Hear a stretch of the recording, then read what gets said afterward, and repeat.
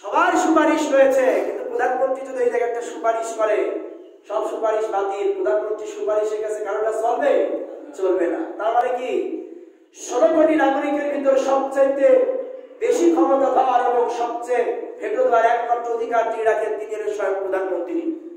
ঠিক এমনি করে পৃথিবীর 6 পরা শক্তি যারা রয়েছে তারাও যখন কোনো কারণে বৈঠক ডাকে, তাদের বৈঠকেও ভেটো মারার জন্য 6টা পরা শক্তির যে কোনো একটি দেশ যদি ভেটো মারে তাহলে তাদের সেখানে অনেক কিছু বানচাল হয়। এদেরও মধ্যে আবার সুপার পাওয়ার যিনি ভেটো মারার অধিকার রাখেন তিনি হলেন ইউএসএ, মার্কিন যুক্তরাষ্ট্রের যিনি প্রেসিডেন্ট হন তিনি। তার সুপারিশের কাছে পৃথিবীর কারো সুপারিশ আর চলে না। পৃথিবীর মানুষের সুপারিশ যদি এত কিছু করতে পারে, এই সমস্ত মানুষের যিনি নেতা হয় কিয়ামতের দিন বিচারের ময়দানে একমাত্র সুপার পাওয়ার সুপারিশ করার মতো অধিকার রাখবেন তিনি হলেন আমার আপনার পরিচয় নবী মুহাম্মদ রাসূলুল্লাহ সাল্লাল্লাহু আলাইহি ওয়াসাল্লাম। সেদিন তার সুপারিশ ছাড়া, তার সিগনেচার, তার সহায়ক ব্যতীত কোনো মানুষ সেদিন কোনো মাতুব্বারি করতে পারবে না।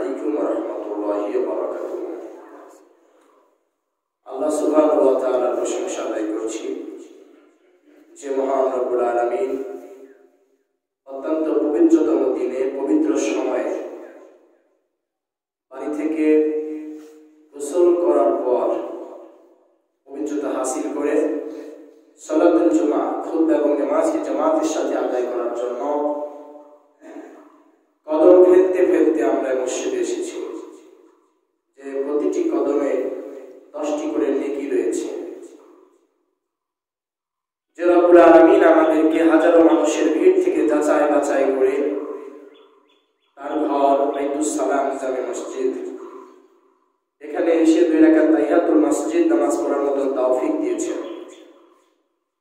সে মহান রব্বে কারীম রাজ আল্লাহ সুবহানাহু ওয়া তাআলা, যিনি আমার আপনার মহামনিব, আমার আপনার জীবনের সবচেয়ে মহান মালিক, যার ইবাদতের মধ্যে, গোলামীর মধ্যে, দাসত্বের মধ্যে বেড়ে ওঠা আমার আপনার জন্য ফরজ, যার ইবাদতের মধ্য দিয়ে তার প্রিয় বান্দা হওয়া যায় এবং তার কাছে প্রিয় পাত্র হিসেবে পরিগণিত হওয়া যায়। বিনিময়ে যিনি কিয়ামতের দিন বিচারের ময়দানে আমার আপনাকে ভালোবেসে তার জান্নাতে জায়গা করে দিবেন, সে মহান আল্লাহ পাক রব্বে কারীম, আল্লাহ তাআলার প্রশংসা আদায় করে বলছি আলহামদুলিল্লাহ। দরুদ ও সালাম আমাদের কলিজার নবী, প্রাণের নবী, যার আনুগত্য, অনুসরণ, অনুকরণ করা ফরজ, যিনি বিচারের ময়দানে সর্বপ্রথম এবং একমাত্র নবী এবং রাসূল হিসেবে শাফায়াত করার অধিকার রাখেন, যার শ্রেষ্ঠতম উম্মত হতে পেরেছি আমরা, যিনি পৃথিবীর সব পথহারা মানুষদেরকে পথ দেখিয়েছেন, যার তুলনা কারো সাথে চলে না, যার প্রতি ভালোবাসা রাখলে সওয়াব এবং গুনাহ মাফ হয়ে যায়, যার প্রতি আনুগত্য, অনুকরণ রাখলে জান্নাত ওয়াজিব হয়ে যায়, যার প্রতি মহব্বতের কারণে আরশে আজিম থেকে রব্বুল আলামিনের ফেরেশতারা এই মানুষের জন্য দোয়া করেন। তিনি হলেন আমার আপনার অনুসরণীয়, অনুকরণীয় প্রিয় নবী মুহাম্মদুর রাসূলুল্লাহ সাল্লাল্লাহু আলাইহি ওয়াসাল্লাম। দোয়া মাগফিরাত কামনা করছি তাদের জন্য যারা এই বাইতুস সালাম মসজিদ থেকে, এই মসজিদের সূচনা লগ্ন থেকে যাবত ন্যূনতম ঈমান নিয়ে দুনিয়া থেকে বিদায় হয়েছে এবং এই গ্রাম সহ সারা দেশ, সারা পৃথিবীর সকল মুমিন, মুমিনাত, মুসলিম, মুসলিমাত, সালফে সালিহিন, ওলামায়ে কেরাম, শুহাদাগণ, আল্লাহ পাক রব্বুল আলামিন সমস্ত মানুষের নেক কর্মের বিনিময়ে তাদেরকে ক্ষমা করেন। সকলে বলছে আল্লাহুম্মা আমিন। সম্মানিত উপস্থিতি, আমরা আজকে একটি গুরুত্বপূর্ণ বিষয় ইনশাআল্লাহ আজিজ সংক্ষিপ্তভাবে আলোচনা করব। তবে এখানে আমাদের জন্য খুব শিক্ষণীয় কিছু বিষয় রয়েছে। আমরা যদি এগুলোকে ধারণ করতে পারি এবং মেনে চলতে পারি, তবে রব্বুল আলামিনের দয়ায় আমি এবং আপনি আল্লাহ তাআলার কাছে সম্মানিত হব। আজকে আমি আপনাদের কাছে যে বিষয়টি উপস্থাপন করতে চাই, নসিহতমূলক কিছু কথা। রাসূল সাল্লাল্লাহু আলাইহি ওয়াসাল্লামের অগণিত হাদিসের ভান্ডার, তার লিখিত সুন্নাত থেকে বের করে আনা খুবই গুরুত্বপূর্ণ কিছু কথা এবং আল্লাহ সুবহানাহু ওয়া তাআলার কোরআনুল কারীমের মধ্যেও কিছু জায়গায় সরাসরি ইঙ্গিত করা হয়েছে। সেটা হলো বিচারের ময়দানে, হাসর নাসরের দিন, যখন মানুষের কাছ থেকে রব্বে কারীম হিসাব নেবেন, সেদিন মানুষ যখন মহা মুসিবতে পড়বে, বিপদে পড়বে, আরশের নিচে আল্লাহ তাআলা যে 7 শ্রেণীর মানুষকে ছায়া দান করবেন, তারা ব্যতীত, তারা সহ আল্লাহর হাবিব মুহাম্মদুর রাসূলুল্লাহ সাল্লাল্লাহু আলাইহি ওয়াসাল্লাম আল্লাহ তাআলার হুকুমে, আল্লাহ তাআলা নির্দেশ করে একমাত্র সুপার পাওয়ারফুল নবী হিসেবে যিনি সুপারিশ করে তার উম্মতকে জান্নাতে নিয়ে যাবেন, সেই সুপারিশ তিনি কেন করবেন, কোন কাজগুলি করলে তিনি সুপারিশ করবেন, সহায়তা করবেন, আমরা মূলত সেই বিষয়টিকে জানবো ইনশাআল্লাহ আজিজ। আমাদের মধ্যে একটি ধারণা আছে, আমি যাই করি না কেন, আমি শেষ নবীর উম্মত, আমার নবী আখিরি নবী, কাল কিয়ামতের দিন বিচারের ময়দানে আমার আপনাকে পার করে নেবেন, সহায়তা করে নেবেন, এই চিন্তা অনেকের মধ্যে আছে এবং এইগুলো নিয়ে অনেক ভ্রান্তিমূলক কথা তারা সমাজে ছড়িয়ে বেড়ায়। কিন্তু আমরা দেখব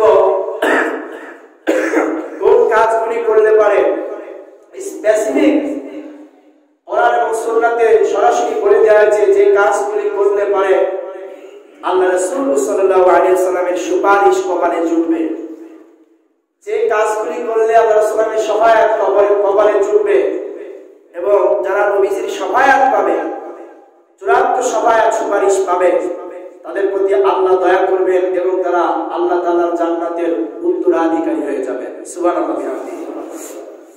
এই শ্রেণীর মানুষ ছাড়া আর কারো জন্য সুপারিশ করার কথা সরাসরি বলা হয়নি। এছাড়া অন্যান্য কিছু জায়গায় ব্যক্তি তার নিজস্ব আমলের কারণে কিছু সুপারিশমূলক কাজ করতে পারবে, সেটা আমরা আলোচনা করবো ইনশাআল্লাহ। প্রিয় উপস্থিতি, আপনারা জানেন বিচারের মাঠ যখন সেই মহা চূড়ান্ত সময় হবে, তখন সমস্ত নবী রাসূলগণ এবং তাদের যারা উম্মত ছিল এবং আমাদের প্রিয় নবী মুহাম্মদ রাসূলুল্লাহ সাল্লাল্লাহু আলাইহি সাল্লাম তার উম্মত যারা থাকবেন, সেই হাসরের দিন মহা মুসিবতের সময় সবাই পাগলের মতো দৌড়াতে থাকবে, মহা মুসিবতে থাকবে। সেই সময় কোটি কোটি বনু আদমের সমস্ত বনি আদমের সমস্ত নবী রাসূলদের যিনি নেতৃত্ব দিবেন, যিনি সুপার পাওয়ার ম্যান নবী, যার পাওয়ার, যার ক্ষমতা আল্লাহ রাব্বুল আলামিনের পরে যার কাছে রাখা হয়েছে, যা রয়েছে, সেই বিচারের ময়দানে যেদিন আল্লাহর দয়া ছাড়া কেউ জান্নাত যাবে না, সেদিনও এমন একজন মহামানব আমার আপনার নবী মুহাম্মদ সাল্লাল্লাহু আলাইহি সাল্লাম, যিনি সবচেয়ে বেশি ক্ষমতা রাখেন, সেদিন তার সুপারিশ ছাড়া, তার শাফায়াত ছাড়া এবং আল্লাহর দয়া ছাড়া বনি আদমের জন্য জান্নাত যাওয়া তো সস্তা নয়। তিনি কতটা পাওয়ারফুল? ধরুন আপনি প্রতিরক্ষা মন্ত্রণালয়ে চাকরি করতে গিয়েছেন, অথবা সচিবালয়ে চাকরি করতে গেছেন, অথবা আপনি বিশ্ব ব্যাংকে চাকরি করবেন, অথবা প্রধানমন্ত্রীর একান্ত সহকারী হিসেবে আপনি চাকরিতে নিয়োগ পেতে চান। আপনার জন্য আপনার এলাকা, আপনার দল, আপনার প্রশাসন সবাই চেষ্টা করবে, সব চেষ্টার উপরে সেই ব্যক্তির সিগনেচার থাকতে হবে, যার সুপারিশ, সেই সিগনেচার মাত্রই তার সুপারিশ হয়ে যাবে, যার সুপারিশ মাত্র তার চাকরি হয়ে যাবে। তখন এই সর্বোচ্চ পর্যায়ে তিনি হলেন মাননীয় প্রধানমন্ত্রী অথবা রাষ্ট্রপতি সাহেব। তার মানে একের সর্বোচ্চ মহলে আপনাকে যেতে হলে সবচেয়ে বড় সুপারিশ হলো প্রধানমন্ত্রীর সুপারিশ। কি বলেন আপনারা? সবার সুপারিশ রয়েছে, কিন্তু প্রধানমন্ত্রী যদি এই জায়গায় একটা সুপারিশ করে, সব সুপারিশ বাতিল। প্রধানমন্ত্রীর সুপারিশের কাছে কারোটা চলবে না। তার মানে কি 16 কোটি নাগরিকের ভিতরে সবচেয়ে বেশি ক্ষমতা দেওয়ার এবং সবচেয়ে ভেটো দেওয়ার একমাত্র অধিকার যিনি রাখেন, তিনি হলেন স্বয়ং প্রধানমন্ত্রী। ঠিক এমনি করে পৃথিবীর 6 বড় শক্তি যারা রয়েছে, তারাও যখন কোনো কারণে বৈঠক ডাকে, তাদের বৈঠকেও ভেটো মারার জন্য 6টা বড় শক্তির যে কোনো একটি দেশ যদি ভেটো মারে, তাহলে তাদের সেখানে অনেক কিছু বানচাল হয়। এদেরও মধ্যে আবার সুপার পাওয়ার যিনি ভেটো মারার অধিকার রাখেন, তিনি হলেন ইউএসএ, মার্কিন যুক্তরাষ্ট্রের যিনি প্রেসিডেন্ট হন তিনি। তার সুপারিশের কাছে পৃথিবীর কারো সুপারিশ আর চলে না। পৃথিবীর মানুষের সুপারিশ যদি এত কিছু করতে পারে, এই সমস্ত মানুষের যিনি নেতা হয়, কিয়ামতের দিন বিচারের ময়দানে একমাত্র সুপার পাওয়ার সুপারিশ করার মতো অধিকার রাখবেন, তিনি হলেন আমার আপনার পরিচয় নবী মুহাম্মদ রাসূলুল্লাহ সাল্লাল্লাহু আলাইহি ওয়াসাল্লাম। সেদিন তার সুপারিশ ছাড়া, তার সিগনেচার, তার সহায়তা ব্যতীত কোন মানুষ সেদিন কোন মাতুব্বারি করতে পারবে না। সেই রাসূল বলছে যে কিয়ামতের দিন আমার সহায়তা পেতে হলে, আমার সুপারিশ পেতে হলে পৃথিবীতে 7টি কাজ করে আসতে হবে। কয়টি কাজ? কথা বলে 7টি কাজ। বিভিন্ন সুন্নাতে এগুলো স্পষ্টভাবে এসেছে। 7টি কাজ করলে আল্লাহ রাসূল সাল্লাল্লাহু আলাইহি ওয়াসাল্লাম কিয়ামতের দিন বিচারের ময়দানে আপনার জন্য চূড়ান্ত ফায়সালা শাফায়াত করবেন, সেদিন তার শাফায়াতে আপনি আল্লাহর কাছে মুক্তি পাবেন। তার এক নম্বর হলো শিরক মুক্ত। মাথায় রাখো, শিরক মুক্ত। শিরকের সাথে সংমিশ্রণ রয়েছে এমনটি নয়, বরং শিরক মুক্ত তাওহীদে বিশ্বাস করতে হবে, আল্লাহতে বিশ্বাস করতে হবে। এই বিশ্বাসে কোনো সংশয় থাকবে না, কোনো সন্দেহ থাকবে না, কোনো চিন্তা থাকবে না এটা হতেও পারে নাও হতে পারে, এই চিন্তা থাকবে না, কোনো রকম সংশয় দ্বিধাহীন ভাবে কোনো ডাউটফুল থাকবে না। একমাত্র বিশ্বাসী হতে হবে আল্লাহতে এবং তার ক্ষমতাতে, তার শক্তিমত্তায়, তার তাওহীদে। তাহলে কিয়ামতের দিন সর্বপ্রথম আল্লাহ রাসূল তাদের জন্য শাফায়াত করবেন। সুবহানাল্লাহ। এক নম্বর কি? শিরক মুক্ত তাওহীদে বিশ্বাস করতে হবে। সেটা কি? আল্লাহ রাসূল সাল্লাল্লাহু আলাইহি ওয়াসাল্লাম বলেন, আসআদুন নাসি বিশাফাআতি ইয়াউমাল কিয়ামাতি মান ক্বালা লা ইলাহা ইল্লাল্লাহ খালিসান মিন কলবিহি আও নাফসিহি। আল্লাহ রাসূল বলেন, সবচেয়ে সৌভাগ্যবান ব্যক্তি সে আমার শাফায়াত পেয়ে বিচারের ময়দানে সবচেয়ে লাভবান হবে। তিনি হলেন সেই ব্যক্তি যে ব্যক্তি বিশুদ্ধতম নিয়তে, বিশুদ্ধতম অন্তর দিয়ে একথা বলেছে, লা ইলাহা ইল্লাল্লাহ, আল্লাহ ছাড়া আমার কোনো মাবুদ নাই, আমার কোনো ইলাহা নাই, আমার কোনো আইনদাতা নাই, আমার কোনো জীবনদাতা নাই, আমার কোনো মরণদাতা নাই, আমার কোনো কন্ট্রোলার নাই, সবকিছুর একচ্ছত্র মালিক হলেন আমার রব আল্লাহ তাআলা। এই বিশুদ্ধতম বিশ্বাস, এই কালিমায় বিশ্বাস করবে, এই শিরক মুক্ত তাওহীদে বিশ্বাস করবে, সেই বিচারের ময়দানে সর্বপ্রথম নবীজির শাফায়াতে ধরতে হবে। সুবহানাল্লাহ।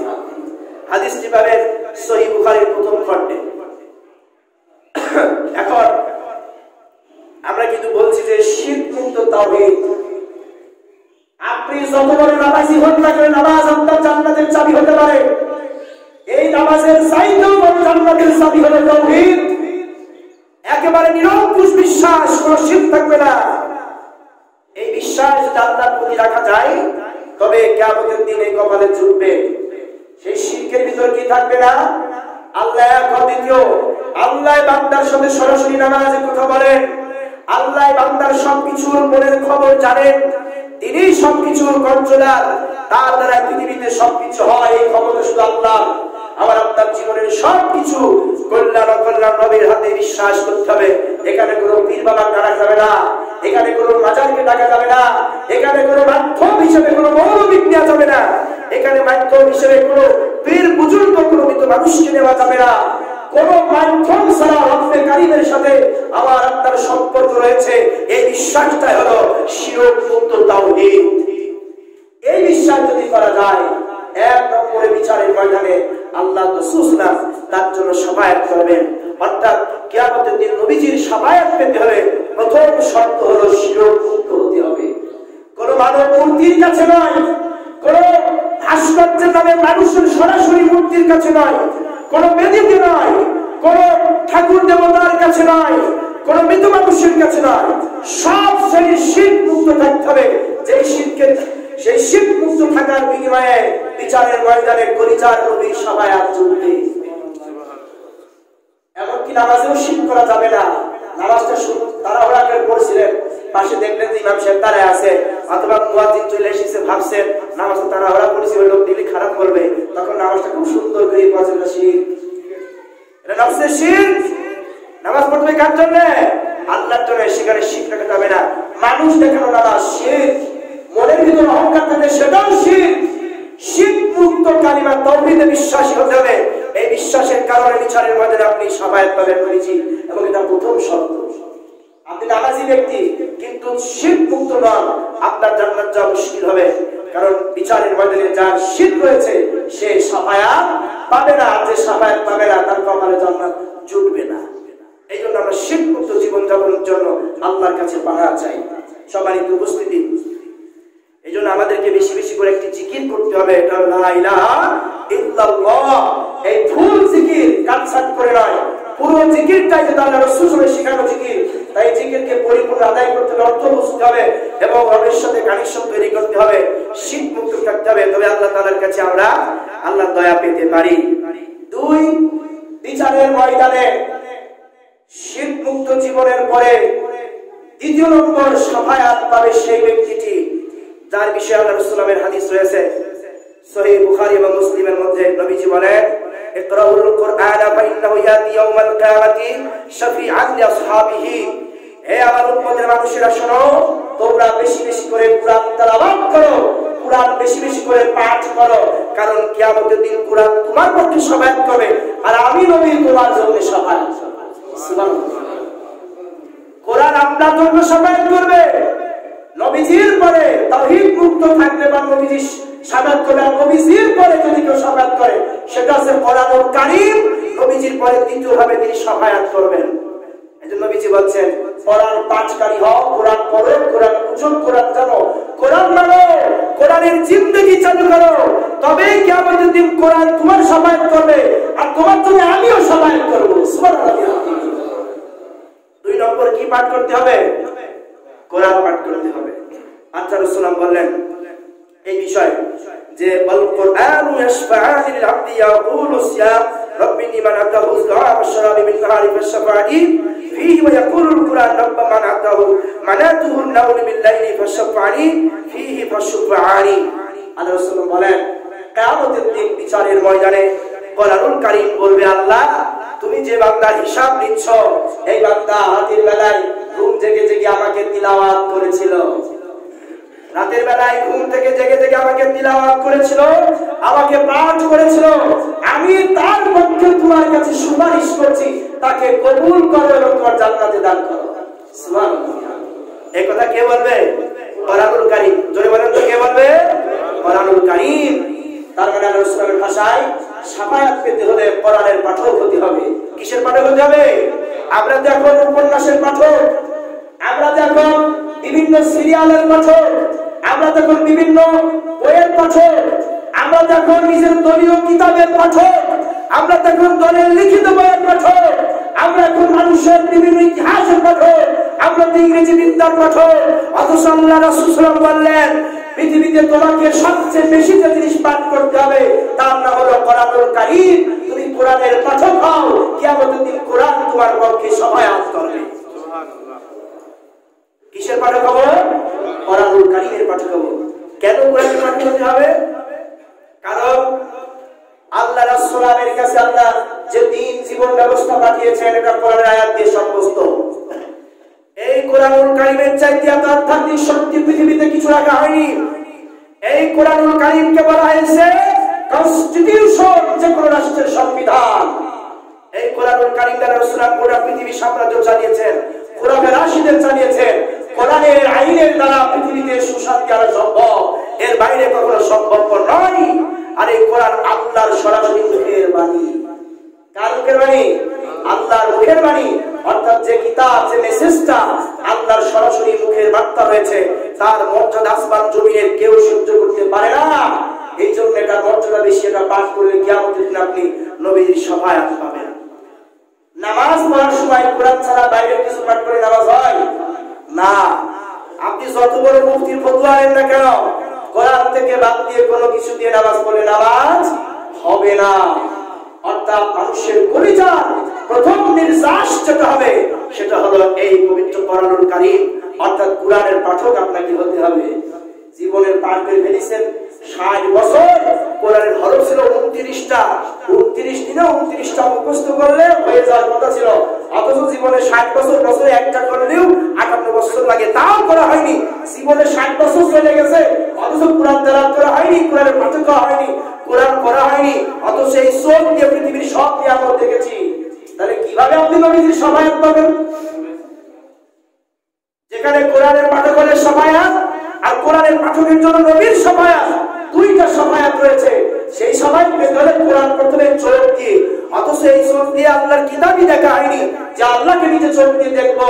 অথচ পৃথিবীর সব কিছু দেখা হয়ে গেছে, 60 বছর পার হয়েছে, 29টা হরফ মুখস্থ করে পড়া হয়নি। অথচ আল্লাহ নবীজির শাফায়াত পেয়ে কিভাবে জানতে যাবেন আপনি?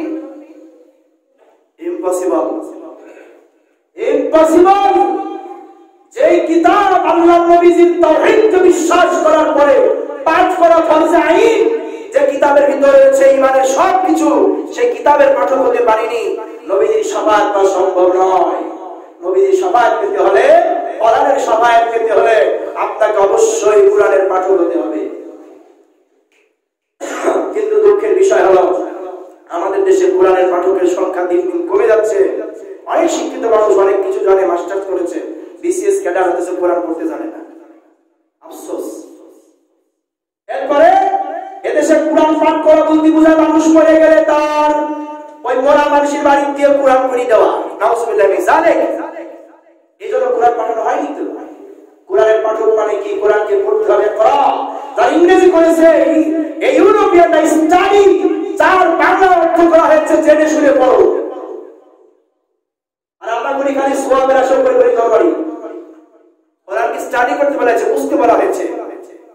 কোরআন এই জন্য এসেছে কোরআন। এই জন্য আমাদেরকে কোরআনের পাঠক হতে হবে, কারণ কিয়ামতের দিনে যে যত কোরআন পাঠ করবে জান্নাতের মর্যাদা ততটাই বেশি হবে। সুবহানাল্লাহ। 3, আল্লাহ রাসূল বলেন বিচারের ময়দানে আমার শাফায়াত পেতে হলে 3 নম্বর যে কাজটি করতে হবে সেটা সিয়াম, রমাদান মাসের ফরজ রোজা আদায় করতে হবে। এছাড়াও মুহাদ্দিস ইকরামরা হাদিস জুড়েছেন, তাদেরকে অনেক নফল সওয়াব এর জন্য নফল রোজাও আদায় করতে হবে।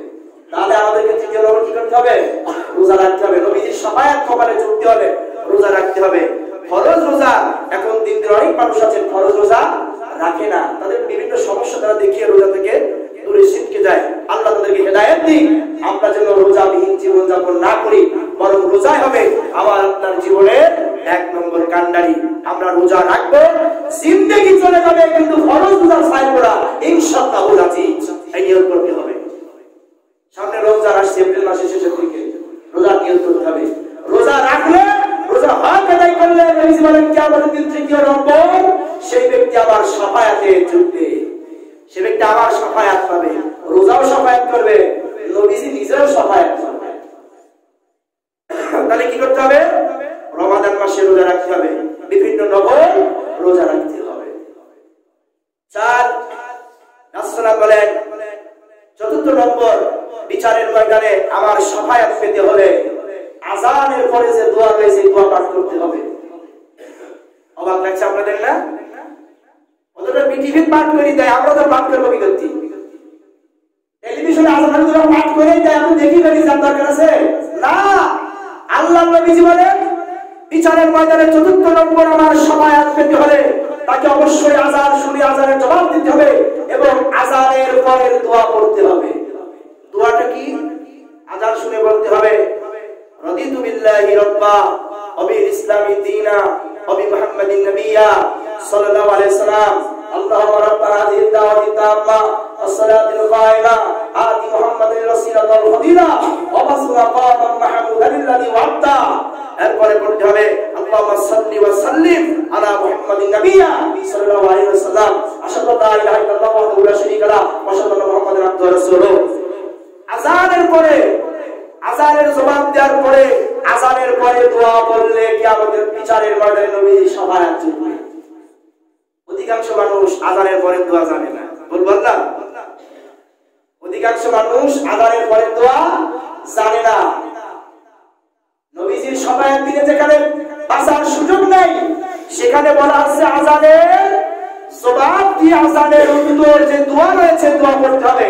যারা আযানের পরে নিয়মিত দোয়া পাঠ করে, পুরো ভক্তি ভালোবাসা নিয়ে আল্লাহ রাসূল তার যেতে হবে বিচারের ময়দানে। এই নিয়ত এই দোয়া যারা বেশি বেশি পড়ে, আল্লাহ রাসূল বলেন কিয়ামতের দিন বিচারের ময়দানে আমি মুহাম্মদ সাল্লাল্লাহু আলাইহি ওয়াসাল্লাম তার জন্য শাফায়াত করব। সুবহানাল্লাহ। তাহলে আমাদের আযানের দোয়া শিখার দরকার আছে না নাই? কথা বলেন। শুধু আযান শুনলে হবে না, আযানের জবাব দিতে হবে, ওয়াজিব। আযানের জবাব দেওয়ার পরে আযানের দোয়া পড়তেই হবে, কোনো বাদ নাই। আযানের দোয়া করা খুবই জরুরি। এমন একটি আমল ঘরে বসে করলে বিচারের ময়দানে আপনি নবীজির শাফায়াত কপালে জুটে যাবে। তাহলে সেই আমল বাদ দেওয়ার সুযোগ আছে? সুযোগ নাই। এইজন্য আযানের দোয়া সবাই শিখে নেবেন। আযানের দোয়া কি করতে হবে? শিখে দিতে হবে। মোবাইল আছে, সার্চ দিয়ে বের করবেন। হুজুর আছে, এলাকায় বহুত মাওলানা আছে, মাদ্রাসা আছে, শিখে নেবেন। মুয়াজ্জিনের কাছ থেকে শিখে নেবেন। বই আছে, বই থেকে লিখে পড়ে শিখে নেবেন। আযানের পরে দোয়া বাদ দেওয়ার কোনো সুযোগ নাই। নবীজির সবায়াত যুগ ধরে আযানের দোয়া পড়াই লাগবে আপনাকে। এইজন্য আমরা সবাই আযানের দোয়া শিখব ইনশাআল্লাহুল আজিজ। পঞ্চম নম্বর রাসূলের সুন্নাহ থেকে জানা গিয়েছে, পঞ্চম নম্বর, কষ্ট করে যত দুঃখ যন্ত্রণা হোক না কেন যারা মদিনায় বাস করে তারা যেন মদিনা ছেড়ে চলে না যায়, এবং যারা মদিনার বাইরে রয়েছে তারা যেন কষ্ট হলেও মদিনায় বাস করার স্বপ্ন দেখে, নিয়ত করে যে কোনো ত্যাগ শিকারে মদিনায় যাব থাকবো, আল্লাহর কাছে ফরিয়াদ করবে। এবং যারা ওখানে থাকে তারা যদি কষ্ট করে মদিনায় টিকে থাকতে পারে মৃত্যু পর্যন্ত, তারা কিয়ামতের দিন নবীজির সহায়তা করবে। সুবহানাল্লাহ।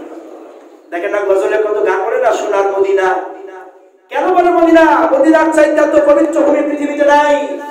বাইতুল মুকাদ্দাস এবং কাবা ঘর এই দুইটি হচ্ছে মসজিদ ভিত্তিক সম্মানিত জায়গা, কিন্তু ভূমি হিসেবে পৃথিবীতে একমাত্র পবিত্র ভূমি মদিনার ভূমি। যেই ভূমিতে থাকার, মৃত্যুবরণ করার, যে কষ্ট স্বীকার করার স্বপ্ন দেখতে বলা হয়েছে, যেই স্বপ্ন দেখলেও বিচারের ময়দানে আল্লাহ রাসূল আপনাকে সহায়তা করবে। সুবহানাল্লাহ। এই স্বপ্নটা আমাদের দেখা হয় না। আমরা দুর্ভাগ্যজনক কথাটা বলেই ফেলি, আমরা কিছু মানুষ স্বপ্ন দেখি আমার পীর বাবার বাজারে যাব, ছাগল গরু হয়েছে, ভালো ফল হয়েছে, পীরের দরবারে যায়, জায়গা করবে বছরে বছর বেঁচে চলে যাচ্ছে, নিয়োগ করেছে, নাউজুবিল্লাহ জানি। আবার কিছু লোক যে উচ্চ পদস্থ একটু নেতৃত্ব পর্যায়ে চলে আসে, ফুলের তোড়া হাতে করি নেতার কবরে চলে যায়, নিয়োগ করে কিছু যেতে হবে, না গেলে তো শোনা পারবে না। কিছু মানুষ আছে মরা মানুষ জীবিত পীর সাহেবের বাড়ি গিয়ে ফেলে খবর খাবার গুলো। আহারে, কিছু মানুষ আছে স্বপ্ন দেখে আমার হুজুরের বাড়ি যেই জায়গায় আমি সেই জায়গায় যাই, থাকতে চাই, মরতে চাই, ওখানে যাই। কেউ আসে দারুল ফকিরের মাজারে যাই, জীবনই পার করে দিয়েছে। নাউজুবিল্লাহ মিন যালিক। আর আল্লাহ রাসূল বলেন আমার মদিনা ভূমিতে থাকতে হবে, কষ্ট ত্যাগ করে হবে থাকতে হবে, স্বপ্ন দেখতে হবে, এর বিনিময়ে কিয়ামতের দিন আমি মুহাম্মদ সাল্লাল্লাহু আলাইহি ওয়াসাল্লাম তোমার জন্য সহায়তা করব। সুবহানাল্লাহ। আমার হৃদয়ের মধ্যে, আমার কলিজার মধ্যে একমাত্র মুহাম্মদ যদি ভূমির চলে থাকে, আমার বাংলাদেশের এই জমিনের পর, এই জমি আমার রাজ্যভূমি, এই জমিনের পরে যদি আমার কলিজায় কোনো ভূমির মুহাম্মদ থাকতে হয়, সেটা মদিনার ভূমি, যেখানে আমি থাকতে চাই, মরতে চাই, এই স্বপ্ন আমাকে দেখা ফরজ। কারণ ওখানে মরার স্বপ্ন দেখলে, মরতে পারলে, থাকতে পারলে কিয়ামতের দিন আমার আপনার কপালে নবীজির সহায়তা চলবে, নবীজির সহায়তা চলবে। অথচ আমরা বিষয়ে জানি না। ষষ্ঠ নম্বরে আল্লাহ রাসূলের সুন্নাহ থেকে জানা যায় যে এক সাহাবী বলছে, ইয়া রাসূলুল্লাহ, আপনি আমাকে এমন একটা আমলের কথা বলে দিন যে আমল করলে বিচারের মাঠে আমি আপনার সহায়তা পাবো। কিভাবে সহায়তা পাবে? মানে সুপারিশ পাবে। কোন কাজ করব? আল্লাহ নবীজি বললেন, বিকাসরাতিস সুজুদ, বেশি বেশি করে সিজদা করো, বেশি বেশি করে সিজদা করো। কি করতে বলা হয়েছে? সিজদা করতে বলা হয়েছে। কাকে? আল্লাহকে। পৃথিবীতে এক আল্লাহ ছাড়া কাউকে সিজদা করা যাবে? হারাম না? শিরক। আল্লাহ ছাড়া কারো পায়ে সিজদা করা শিরক, সরাসরি সে জাহান্নামী। তার কোনো ধরনের ইখতিয়ার সম্পর্ক আল্লাহর সাথে থাকে না। সিজদা পেতে হবে একজন, তিনি হলেন কে? আল্লাহ সুবহানাহু ওয়া তাআলা। আল্লাহ নবীজি বলেন আল্লাহকে বেশি বেশি সিজদা করো। তারা বেশি বেশি ফরজ নামাজ পড়ে, বেশি বেশি নফল আদায় করে, বেশি বেশি তাহাজ্জুদ গুজারি হয়, খুশি হয়ে আল্লাহকে সুজুদ করে, এবং এই সিজদাটাকে বেশি বেশি আল্লাহকে সিজদা করতে চায়, এজন্য বেশি বেশি নফল করে আল্লাহকে সিজদা করে, সিজদার সময় পড়ে থাকে, দোয়া করে। নবীজি বলেন অধিক পরিমাণে যারা বেশি বেশি সিজদা করবে, আল্লাহ রাসূল সাল্লাল্লাহু আলাইহি ওয়াসাল্লাম কিয়ামতের দিন তার জন্য সহায়তা করবে। সুবহানাল্লাহ। অথচ আমাদের জীবনে ফরজ নামাজ পড়তে চাই না। যে নবী আমার আপনার জন্য সহায়তা করতে চায়, সে নবীর উম্মত আমি আর আপনি, অথচ ফরজ নামাজটা হতে চায় না। কি আফসোসের বিষয় একটা। অথচ নবী বলেন যত বেশি বেশি মানুষ সিজদা করো, কাজটি সুজুদ, যত সুজুদ করবে, সিজদা করবে, আমি ভাবছিলাম তোমাকে কিয়ামতের দিন বিচারের ময়দানে আমি তোমার জন্য সহায়তা করব। এত সময় তোমার কি হতে পারে? অথচ আমাদের আল্লাহকে সিজদাই করা হয় না। ফরজ তো পড়িই না, নফল তো জানিই না কি জিনিস। এই জন্য আমরা বেশি বেশি আল্লাহকে সিজদা করব, বেশি বেশি সালাত আদায় করব, বেশি বেশি নফল করে আল্লাহকে সুজুদ করব। এটা হচ্ছে ষষ্ঠ নম্বর। এর বিনিময়ে আল্লাহ আমাদের নবীজির সহায়তা কবরে জুটাই দেবেন। এরপরে রাসূলের কাছ থেকে আরেকটি জিনিস জানা যায়, রাসূল সাল্লাল্লাহু আলাইহি ওয়াসাল্লাম বলেন আমার প্রতি তোমরা বেশি বেশি দরুদ পাঠ করো। কি পড়তে বলা হয়েছে? দরুদ। আল্লাহ রাসূল বলেন আল্লাহুম্মা সাল্লি ওয়া সাল্লিম আলা নবিয়িনা মুহাম্মদ সাল্লাল্লাহু আলাইহি সাল্লাম। কেউ যদি আমার প্রতি এই দরুদগুলো সকালে 10 বার সন্ধ্যায় 10 বার পড়ে আমি তার জন্য কিয়ামতের দিন সুপারিশ করব। সুবহানাল্লাহ বললেন না? সহজ দরুদ আল্লাহুম্মা সাল্লি ওয়া সাল্লিম আলা নবিয়িনা মুহাম্মদ সাল্লাল্লাহু আলাইহি ওয়াসাল্লাম। সকালে 10 বার সন্ধ্যায় 10 বার পড়লো খোঁজ দিলে আমি মুহাম্মদ সাল্লাল্লাহু আলাইহি ওয়াসাল্লাম বিচারের ময়দানে তার জন্য শাফায়াত করব। সুবহানাল্লাহ। কেউ যদি নামাজের ভিতর দরুদ পড়ে, যে দরুদ বেশি বেশি দরুদ ইব্রাহিম পড়ে, আসর এবং শুক্রবারের দিন আসর মাগরিবের মাঝে বেশি বেশি করে পড়ে, আল্লাহ রাসূল আমাদের হাদিসে বলে দিয়েছেন তার জন্য আমার শাফায়াত ছুটে যাবে। বিভিন্ন হাদিস রয়েছে আল্লাহ রাসূলের প্রতি যে যত বেশি দরুদ পড়বে আল্লাহ রাসূল বিচারের ময়দানে তার জন্য শাফায়াত করবে। সুবহানাল্লাহ। তো নবীজির জন্য দরুদ পড়লে যদি শাফায়াত জুটে, আবার আপনার জীবনের কত কথা কোথায় চলে যাচ্ছে, তাহলে আপনি কেন নবীজির প্রতি দরুদ পড়ব না? কেন দরুদ পড়ব না? আমরা কত মানুষের নামে গান গাই, কত মানুষের নামে কবিতা পড়ি, কত মানুষের জন্য প্রশংসা কীর্তি গাই, আমরা কত কিছু গল্প করি, গুজব করি, কত আড্ডায় সময় কাটিয়ে দেই। ও মানুষ, আপনার কলিজার নবী বলেছে তোমরা আমার প্রতি বেশি বেশি করে দরুদ পাঠ করো, বিচারের ময়দানে আমি তোমাদের জন্য শাফায়াত করব। সুবহানাল্লাহ। নবীজি আপনার জন্য শাফায়াত করার জন্য অনুরোধ করছেন, নসিহত করে যাচ্ছেন।